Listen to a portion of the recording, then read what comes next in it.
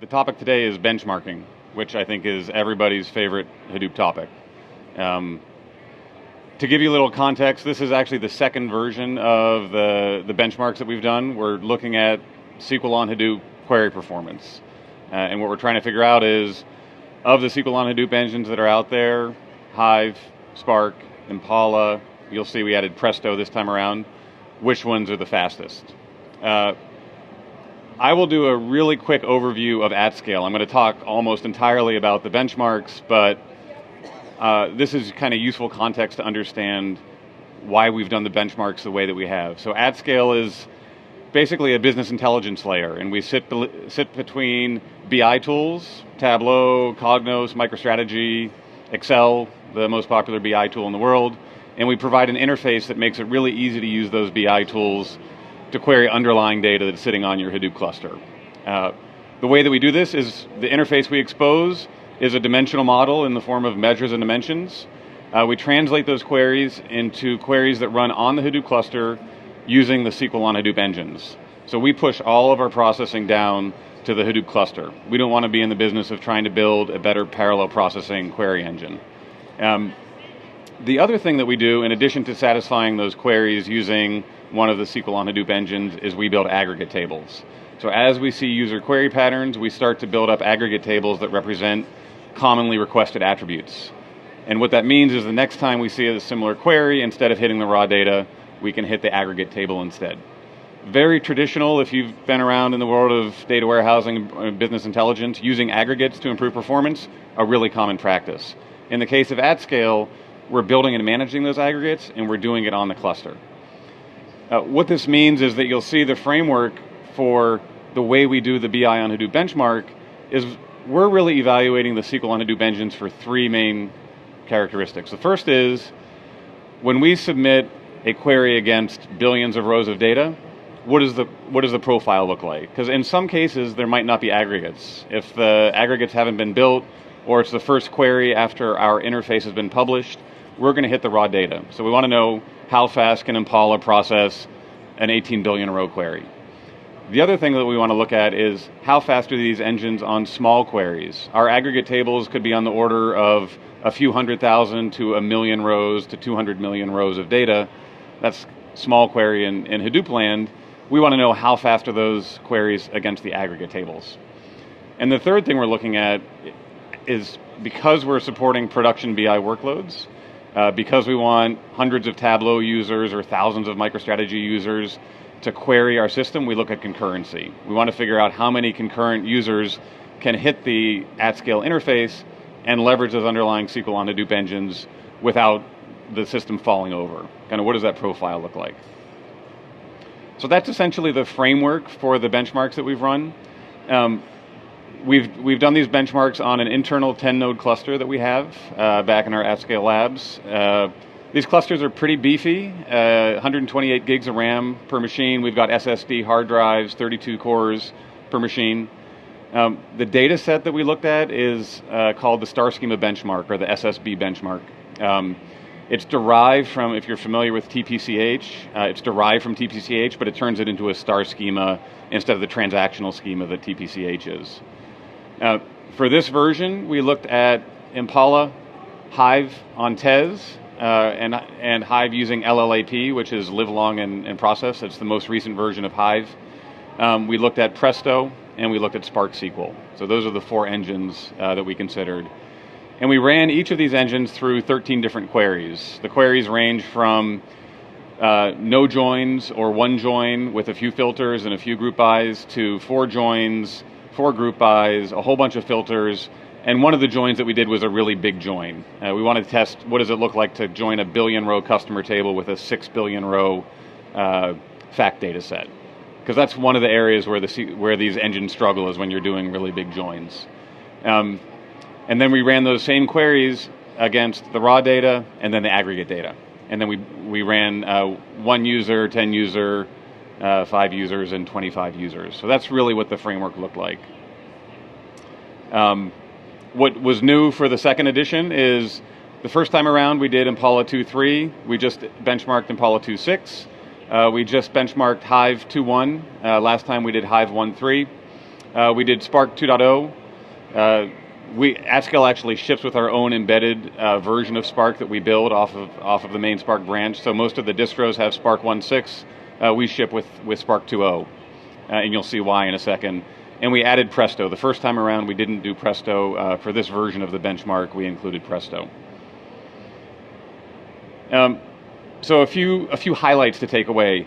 The first is, as you would expect, as we're increasing the complexity of the query times increase across the board for the different engines. One of the things that you'll note is that Hive and Presto track pretty closely together. So Hive and Presto look pretty similar from a performance perspective. Up until query 4, Spark and Impala are relatively close together. Query 4 has 4 joins and 4 group bys, and Spark actually starts to outperform Impala for complex joins because it has multi-threaded processing, and Impala doesn't yet. The other thing you see is that the Impala and Spark are very sensitive to selectivity. Each of these queries, queries 4.1, 4.2, and 4.3, are increasing in terms of the filtering that are in those queries, and the performance of Impala and Spark increases. And that's because of some of the stuff that both Impala and Spark are doing with runtime filtering and pushing down and doing partition pruning. So some of the improvements that have been added in the recent releases what's generating that profile. For small query performance, one of the things you would have seen in the previous version is Hive tended to be a lot slower across the board. What we're seeing this time is, other than those really small queries, which are coming back in under 2 seconds, all of the other queries, except for query 3.2, which I don't quite know why yet, Hive is performing pretty well on these small data sets. This is in large part because we're using LLAP. We had LLAP configured. That's really a persistent processing engine, so we're not spinning up a Hive job for each query that we need to satisfy. It's running all the time. And so that really reduces the latency for these small queries. And then the final thing we looked at was really concurrency. So what does it look like as we start to add more and more users to the system?